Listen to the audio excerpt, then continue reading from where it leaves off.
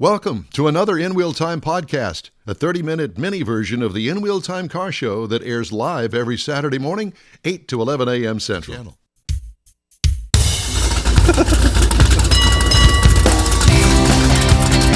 All righty, Mike, Conrad. Welcome back. It's the In Wheel Time Car Talk Show. Coming up, Maceo Ward with EVTech, a company in Plano, Texas that has commercial and residential charging stations. All right. Later, a look at the automotive headlines this week. Howdy, along with Mike Mars. We need more Jeff Zekin.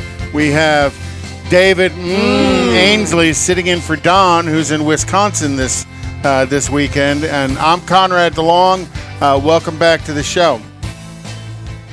Seems like we're on a theme here today about EV cars. A little bit. And having just talked with Summit about optimizing your charging times on your vehicle based on what's available on the market. Yep.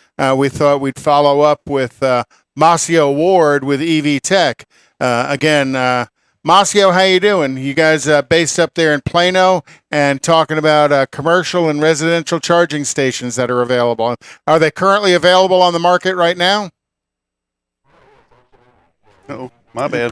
There we go. EV charging stations for about 10 years now. Okay. I know they're kind of cool and sexy right now, and kind of becoming more ubiquitously known, within the general society. Everybody kind of knows about them, but we've been out there for about 10 years already selling EV charging stations to multifamily residential and commercial applications, cities, that sort of thing. So yeah, they're available. And are you a level 1, level 2? What levels of charging stations do you guys offer? Yeah, we go from level 2 all the way up to the DC fast chargers, 360 kW maximum max output. That's outputted for the depot charging, right, to help build out the electric superhighway. So we do level 2 home chargers all the way up to the big boys. So one of the things that got our attention whenever we were out looking around, you did a project in San Marcos, a commercial setup there that was for a business there. Yes. Those were that's our high-powered level 2 chargers, and those are used are ideal for commercial applications, because they give you a faster charge than the lower capacity output level 2s. So those are 19 kW chargers versus the standard 7.5 or 7.6 kW output chargers that you typically see in a lot of commercial applications like that, or up to 11 kW. The 19 kW is kind of replacing that range as the new workhorse application, because it's one of those scenarios where it's better to have and not need than need and not have. That's tied to a restaurant down there, the Bean and Brew in San Marcos. And, so the dwell times relative to the session times, they can be a couple of hours if people are sitting in a restaurant, eating, relaxing, that sort of thing. But also, you want to make those chargers available, for the next EV that pulls up. So you want to be able to get folks on them, pretty quickly with a fast charge, and that's an ideal unit for that kind of application. Yeah, so the property, the owners were talking about when it mentioned the Texas Bean and Brew House, and I thought, like you said, it sounds like it's a restaurant there, but these people, they got like a 5-acre setup there off of I-35 that they're starting to build on. So like there may be some more things going on there. That's a project that's slated. That's phase 2. You're talking about the microgrid, integrated system that'll have EV charging stations powered, by a solar array and natural gas turbine engine, as well with on-site large capacity battery storage, etc. So that's a scenario that'll allow us to be off-grid for the most part, and charging those charging stations in that way. And those will have the larger capacity DC fast chargers that will have a 360 kW output, for those. And just something for our listeners that hear you talk about 7 kW, 18 kW, and 16 kW. Just if I was to simplify it, that's the rate of flow that you can charge your car. You know, if your vehicle requires 120 kW as a full charge, how fast can that vehicle be charged by your chargers? So, because to me, I've always taught people that, if you look at electricity like water going through a hose, it's how much water can you get through the hose, the greater the kV, the kilovolt hours that's available to the charging system. Starting with the 110, which tends to be more the home use charger, which I think is all considered level 1. Level 2, if I'm correct, is basically 220 powered. Correct. That offer an upper level of charge flow to your vehicle, so it's a faster charger.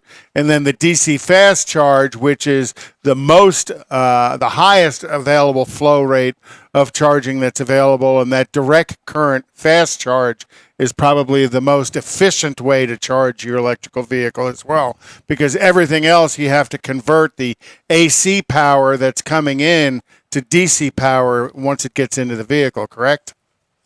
That's right. So the level 1 chargers, you figure if you've got a typical 240 to 270 range vehicle, those vehicles, have about a 60 kilowatt battery pack, in those vehicles. So what you want to know, just as you explained, is how long will it take me to charge that 60 kW battery back up to full charge. And a level 1 charger only has 1.8 kilowatts of max output power, right? The amount of energy going through that hose, if it were comparable to water flow, just as you explained, that'll take you about, up to 20 to 22 hours, right? If that vehicle is fully depleted and has to be back to a full charge. By contrast, if you go up to a level 2 charger, that's about a 7.6 kilowatt charger, anywhere from 7.2 to 7.6, depending on the manufacturer. Those chargers then will get that same 60 kW vehicle charged back up in about 6 hours, right? And the one thing about charge and then all the way up to the big guys, right? If you get up to the 360 kW ones that you see on the that you will start to see with greater frequency on the freeways, those will charge that same vehicle in about 15 minutes, right? And so a lot of us are, familiar with the Tesla superchargers that we see, right, at the big box stores like, Walmart and Target, those kind of outlets. Those chargers, by comparison, the max output on those are 250 kW. So ours go all the way up to 360 kW by contrast. So you're looking at 20 to 15 minutes. Now, are you guys? Wow. You guys are actually building the chargers and installing them, or do you build them and let somebody else do the installations for you? We 10 years ago, I say 10 years ago, EVTech has been around for about 25 years now. We've always been in the renewable energy and sustainability space, but we had a much broader portfolio of products, from small format wind turbines to e-bikes, electric hub motors, and then the EV charging stations. And I say that because, 10 years ago when we added the EV charging stations to the product line, we did 100% of our own installations in-house. We don't do the installations, in-house anymore because, we now have a nationwide network of electrical contracting partners that we certify to do our installations. It allows us to, expand our footprint across the country in a much faster, more efficient way than we could have done it internally. So, we have local partners that do the installations in Texas and all throughout the country. So let's say I'm looking to put a level 2 charger in my house, at my house, and you have your electrical contractors. Is that going to require a change to my box, my power box that's in the garage, or does that kind of plug into a 220 system that's already existing in my house, say for my dryer or for my oven? Yeah, if you're gonna install one in the home, you definitely need the 220 outlet, which is equivalent. Most folks know as the the dryer plug, right? So that's the dryer outlet. The 110 volt will work, but that works only for the level one chargers. Like I said, it's only going to give you that lowest amount of output, which is 1.8 kilowatts per hour. Now you're looking at about 22 hours to recharge the vehicle. Most people don't want to be in that scenario. No. So to get into the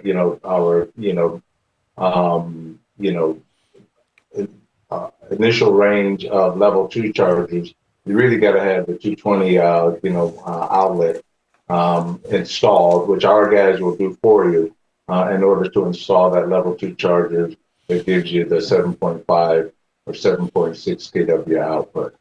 So I guess they would run a new 220 circuit to where the garage or wherever it is that you need it. That's right. And then I guess back to Conrad's question, if the box, your breaker box, wasn't built for that, or they couldn't double up, piggyback, or something, or like coded up to do. a code for that. Yeah. Right. They would have to do some upgrades there on the box, which is just either that or put a separate box in to run the 220 for the charger. Yeah. If there's not a workaround, yeah. So that's typically speaking, it's very rare that folks will have 100% of all the breakers on the electrical panel, fully occupied. Typically you got at least a circuit or two left. It's a 40 amp circuit that's required, for that 220 volt outlet, plug that we would install. And so our guys will go do an assessment.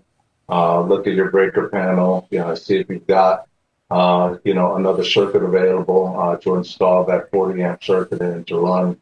And then they'll run the conduit, the wiring, everything from the breaker panel all the way to the point of installation, meaning where, your listeners would want to have the charger installed ideally in the garage, depending on where their charge port is on their vehicle, right? Because some of the charge ports in the front of the vehicle, some of the charge ports are in the back of the rear of the vehicle. So, we optimize the placement of, those chargers inside the garage or on the side of the home based on the setup of your vehicle. And do you offer the multiple charge plugs? Because I know there's a couple of different, depending on who the manufacturer, whose vehicle you're driving. Tesla has kind of a dedicated charge plug. And then there's the ACIE or what's something like that, yeah. What's the other? You're talking about the CCS1 standard plug, which is standard for everyone except for Tesla. Tesla has the NACE standard, the North American charging standard, which is their own standard. Our charging stations will charge all vehicles, including Teslas. You just have to have the adapter that's available from Tesla. And with that adapter, you can charge a Tesla and any other vehicle that's on the market today. By contrast, you can't, charge a Mach-E, or Lucid on a Tesla supercharging station because there's no, reverse adapter that will allow you to hook up to their charging station. So.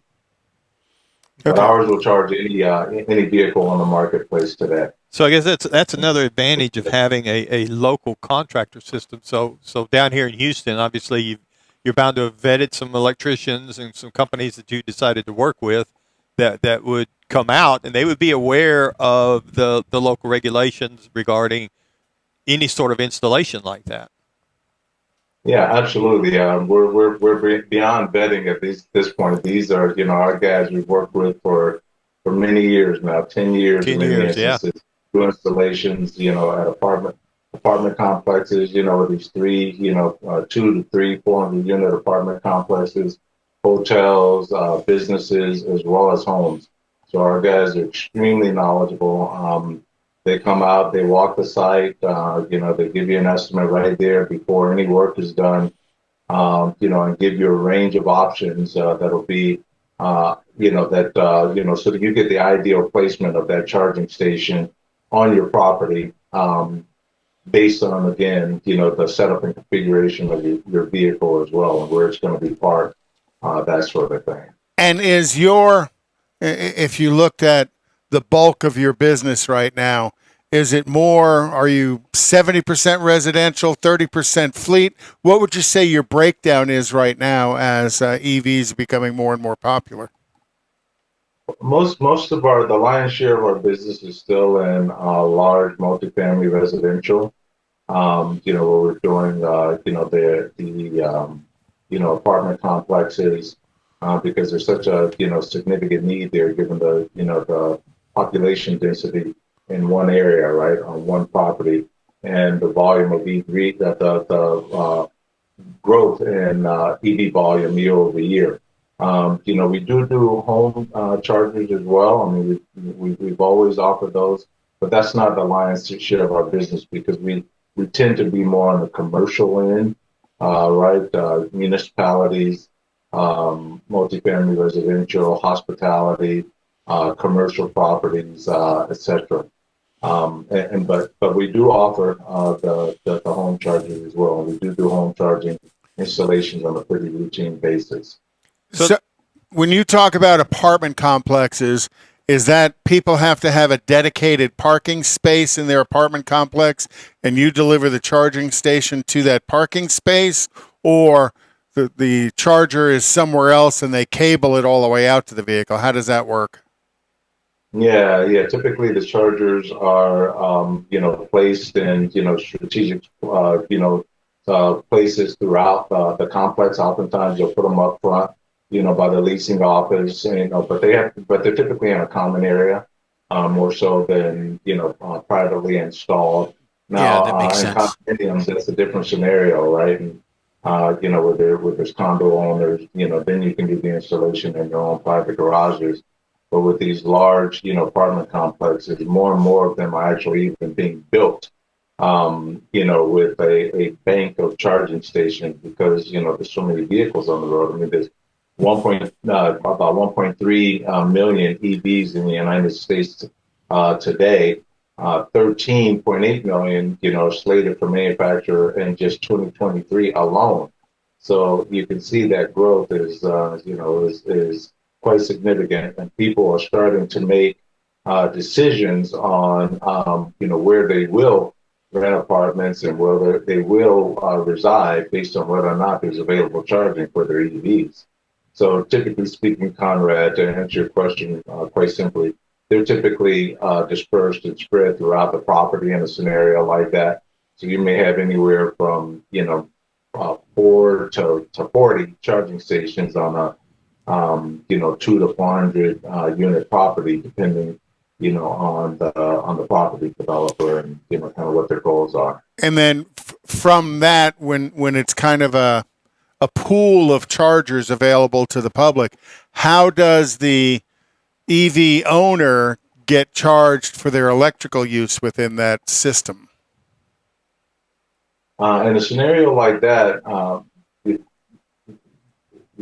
really up to the property owner. But all of our charging stations come with just a simple QR code, right? There's no app. You don't have to download, anything. And once you set up your charging parameters on the phone, it's there, every time. A lot of the charging companies, you have to be member to their network and pay an annual membership fee, right. and only those folks have access to those chargers. That's not the case with EVTech chargers. They're open source, or wherever you see them out in the general public, you can access them in that way. Sometimes for apartment property owners, they'll provide a code to the tenants, and the tenants can use that code, and it's included in their monthly rent. So there's a number of different billing scenarios that are available, and that's driven and predicated largely by the property owner. Yeah, that was one of the things I was reading about the project in San Marcos, that you did put in the EV Swift 1009 models, and it talks about the QR code, because that's one of the things we hear about a lot. It's going up to a station to charge it. the station's either broke or you got to get on the phone to call them to give them a credit card. It's just a pain it's a pain to do it. And this sounds like a much simpler way. Just scan the QR code and go. It's so easy. It's so simple. I can, I've been in, go to a downtown area sometimes, and there's parking meters there. Now you've got it's so hard to just figure out how to get your credit card, logged up, linked up to that parking meter. I spent more time doing that than I felt like than I spent at the actual event I was, parking to go to. Exactly. Yeah. Technology is not always our friend. Listen, Maceo, I want to thank you for joining us today. We appreciate you taking the time on Saturday. We've been kind of wanting to talk to you a couple of weeks now about this, ever since we ran across that story. So it was great to catch up with you today. Thank you, guys. I appreciate you guys having me on. If any of the listeners want to learn more, just go to evtech.us. All right. I think Perfect. Yeah, I've already posted the link on our social media. They can go look at the various products you guys have to offer, as well as the technology and what you guys are doing. Thanks, Maceo. We appreciate you coming on today. You're welcome. Thank you very much. You bet. All right. You're on the In Wheel Time Car Talk Show. Thanks for riding along with us today. We'd love to hear from you. Just shoot us an email. The address is info@inwheeltime.com.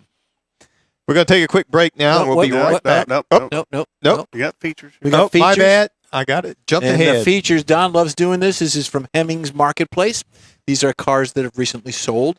And what we have on the first one, I don't know who wants to take credit for this one, but it's a 1969 Chevrolet Camaro. Looks pretty good. It's got some wheels. Looks like some old Keystones on it. It's all got a little hood scoop on it and things. What? 30 grand. Okay. What about you? He says 30. 69 Camaro. 69 Camaro. Fair, pretty decent shape. Yeah. 25. Michael? I'm not a big Camaro fan. Okay. Sorry. I'm going to guess 32,025 because that's what it sold for. Yeah. Oh, Man. There you go. You cheated. There you go. Yeah, you cheated. Michael, this one's for you. You're a Mustang guy. Yeah. This is a 2008 Ford Mustang Bullet, and it Bullet. looks pretty good. It's in good shape. Looks, what do you think? What do you think it sold for? No, I'm 55. gonna. No. 55. I'm gonna put it up around 35. I almost bought one of them once. Mr. My wife Galan? talked me out I'll of it. say 20, 28. 55. Oh, 55? It's 27.3, so you're the closest. Wow. There you Did it go. say what number it was? It's thought they one. were There's more only than one on the No, I page, mean, so it's bullets number were one. all- oh, okay. I know. I thought they were worth more Okay, than you've got a 1981 Datsun 280ZX. Pay me to take it. Yep. And, it's got 36,000 miles on it. I'd take that. 36,000 rust holes in it. Well, what do you think it sold for? 20,000. 12. Michael? 15. 14.1. It's close. Wow. There you go. I'm going to do one more here, and then we're going to get into the headlines. We've got another Mustang for you, Mike. It's a 1971 Ford Mustang. It's got the blue stripe. It's got the hockey decal on it and everything. A little scoop underneath it. Looks like it's got light interior. It's color blue with silver. What do you think? That looks to be 10 grand. Oh, no. I'm going to say closer to 30. What? Michael? 28. 44. I'm way well, off that here. could be the 351 Cleveland. It doesn't engine. say. It doesn't say. But one more good left. looking car. We've got a 1962 Chevrolet Impala, or in your neck of the woods, an Impala. It's red in color. It looks like a very good shape, according to the picture. It looks pretty nice. It's got hydraulics on it. I have no idea. It's got a motor and 4 tires. So what do you think? 62. I was gonna go off them because I'm way off. I'm going to go 20. I'm going to go 25. Very popular car. That 27. generation of Impala. Okay, Michael? 62 Chevrolet Impala. I think if it's the bubble top, I would say 32. It is not a bubble top. 62 is not a Just- bubble. That's a 63. This one went right? for 35.2, so it's Yeah. obviously in pretty darn good shape. So I've got some headlines that Don always loves doing, and we love hearing from him doing them. So this one, it comes to us, automotive news. This is out of Detroit. We've got a theme of EVs. We've got a theme of Detroit going on today. Police in Detroit area arrested 7 people this month. They say were involved in For the whole month, they only arrested 7 people. Wonderful job, That was Detroit. the last hour. Yeah, and don't forget we got to get the car clinic in too. Yep. No, not this hour. Thank you. They were involved in stealing 16 new Bronco Raptors from the Ford Motor Company factory lots. The suspects are all ages between 19 and 21 years old, according to the CBS Detroit. Police recovered the 10 stolen Raptors. They were located as far away as Alaska, Arizona, and in Texas. The SUVs were valued at $1.8 million. Thieves have made off with $6 million worth of new vehicles, mostly F-150s and high-performance Raptor trucks, from the plants holding the lots holders in southeastern Michigan just this year was reported. Yep, got another one here. This is for Mitsubishi. Mitsubishi Motor Company had sufficient grounds to terminate the New York City dealership after it pled guilty to committing at least 7,939 consumer protection violations in the sale of vehicles by the federal court ruling. They're going to get them. U.S. Magistrate Judge James Wicks refused to nullify the termination of Brooklyn Mitsubishi's franchise, finding ample evidence that the dealership violated its sales and service agreement. It's undisputed that the dealership engaged in deceptive practices, says Wicks. Those included false advertising, falsely stating that vehicles needed repairs, failing to provide customers with legal required documents, misrepresenting warranties, Conrad, terms and concealing financial terms. That's what they showed in the documents. So they're in deep kimchi on that. Deep kimchi. Are we going to go to break? Well, okay, 1 second. Let me get As soon this as you're going. ready to break. I'm going to take a break. We'll be right back. Well, you ready? Yep, go for Here it. we go.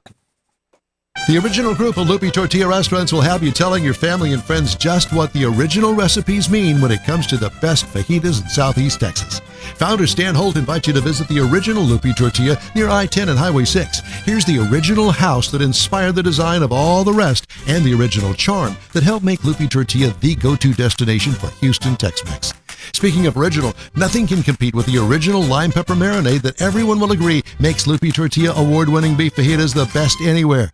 Lupi Tortilla Katy is another location that gives you the same quality and service Houstonians have come to expect at Lupi's. It's located just off I-10 and the Grand Parkway at Kingsland Boulevard in Katy. Find yourself in Aggie Land? Head to the Lupi Tortilla in College Station, located just around the corner from Kyle Field. It's a great place to enjoy those famous frozen margaritas before or after the game. Headed east to Louisiana, stop in at the Lupi Tortilla in Beaumont. It too's on I-10. You can't miss it. The original group of Lupi Tortilla restaurants invite you in for the best Tex-Mex anywhere. You own a car you love. Well, why not let Gulf Coast Auto Shield protect it? Houstonian John Gray invites you to his state-of-the-art facility to introduce you to his specialist team of auto enthusiasts. We promise you'll be impressed. Whether you're looking to massage your original paint to a like-new appearance, apply a ceramic coating, install a paint protection film, nano-ceramic window tint, or new windshield protection called ExoShield, Gulf Coast Auto Shield is where Houston's car people go. Curbed your wheels? Instead of buying new, why not have them repaired? How about a professionally installed radar detector? Gulf Coast Auto Shield does that too. Get a peek inside the shop and look at the services offered by getting online and heading to gcautoshield.com. Better yet, stop by their facility at 11275 South Sam Houston Tollway, just south of the Southwest Freeway, and get a personal tour. Gulf Coast Auto Shield is your place to go for all things exterior. Call them today, 832-930-5655 or gcautoshield.com. The award-winning In Real Time Car Talk Show is available on the most popular podcast channels out there in 30-minute episodes. We realize our 3-hour live show can be difficult to catch in its entirety, so now you can listen every day to a convenient, fresh 30-minute episode. Check us out on Apple Podcasts, Spotify, Google Podcasts, Amazon Music, and Audible, along with a dozen more. In Real Time has the most informative automotive guest interviews and new car reviews, along with popular features including Conrad's Car Clinic and This Week in Auto History, along with automotive news headlines. Our live broadcast airs every Saturday, 8 to 11 Central on InRealTime.com, the iHeart app, and on YouTube. Be sure to say hello when we're broadcasting from the Tailpipes and Tacos Cruise Inn, Autorama, and the Houston Auto Show, among others. Now, it's easier than ever to hear about all things automotive all week long. You're invited to join fellow car enthusiasts in becoming part of the ever-growing In Real Time Car Talk family. Don't forget those 30-minute podcast episodes on your favorite podcast channel. That's it for this podcast episode of the In Real Time Car Show. I'm Don Armstrong, inviting you to join us for our live show every Saturday morning, 8 to 11 a.m. Central on Facebook, YouTube, Twitch, and our InWheelTime.com website. Podcasts are available on Apple Podcasts, Spotify, Stitcher, iHeart Podcast, Podcast Addict, TuneIn, Pandora,